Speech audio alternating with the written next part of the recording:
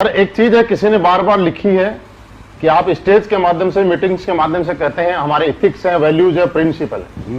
मैं आज पब्लिक के लिए सामने ये जानना चाहता हूं कि आपके ऐसे कौन से इथिक्स हैं, वैल्यूज है, प्रिंसिपल है, बाकी लोगों से आपको अलग करते हैं, बाकी लोगों से अलग क्या माने? किस मूड में आए हो आज आप ये बताओ पहले। मैं सिर्फ लोगों के ही सवाल लेके आया हूं। सारे मतलब आप पूरी पोल पट्टी पे आ चुके हो आज तो।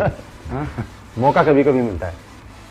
महिपाल जी, हमारे एथिक्स और वैल्यूज अलग हटके हैं। जो आज तक 20 साल 25 साल से जो त्रस्त रहे हैं, नेटवर्क कर परेशान रहे हैं, कंपनियों से तकलीफें रही हैं ना, वो तकलीफें देखो हमने प्रोडक्ट से, पे आउट से दूर की हैं और अपने कुछ प्रिंसिपल से दूर किए हैं।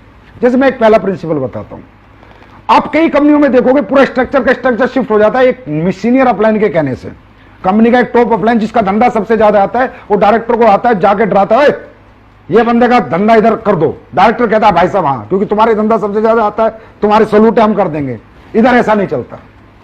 हमारी कंपनी में अगर आपने अपनी आईडी ग्रीन करा दी, इस पूरी पृथ्वी पर कोई ताकत नहीं है उस आईडी को डीएक्टिवेट करा दे बिना आपकी मर्जी के।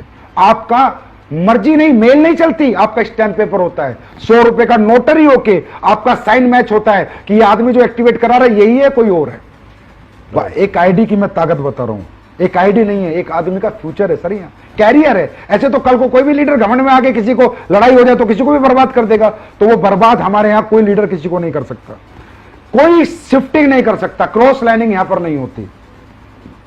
आपने भी देखा होगा, 4-5 साल से आप हमारे साथ हो। क्रॉस, कितना ही बड़ा लीडर हो, कितना ही बड़ा बिजनेस दे रहा हो, मुझे कोई बिजनेस से लेना देना नहीं। बात है लोगों की जिंदगियों की। क्रॉस लाइनिंग नहीं होगी जब तक रियल, हाँ कोई ऐसा केस है कोई छोड़ छाड़ के चला गया, उसके लोग फिर आना चाहते हैं, वो एक अलग बात है। लेकिन अगर रियल इथिकल बंदा है उसके साथ कभी भी गलत नहीं होगा। हमारे यहां कोई रिन्यूअल फीस नहीं हुई, पहले दिन से कोई रिन्यूअल हमने नहीं ली है हमारे यहां पर। और तो छोड़ो सर, फ्रेंचाइजी लेने वाले लोग हैं ना, कोई सिक्योरिटी फीस नहीं लेते हम। अच्छा, हाँ जी। और फ्रेंचाइजी के एग्रीमेंट में ये लिखते हैं कि भाई तेरा प्रोडक्ट बिकता है तो ठीक, नहीं बिकता तो 1 साल बाद देके जा, पैसे लेके जा। 5 पैसा लायबिलिटी एसलीपीएस वेलनेस पे हिंदुस्तान में कोई नहीं कह सकता। ये हमारे एथिक्स हैं। हमारे एथिक्स हैं कि अगर आप हमारी कंपनी छोड़ के भी चले जाते हो तो भी हम आपको फोन करके आपका सारा बचा हुआ पैसा देते हैं।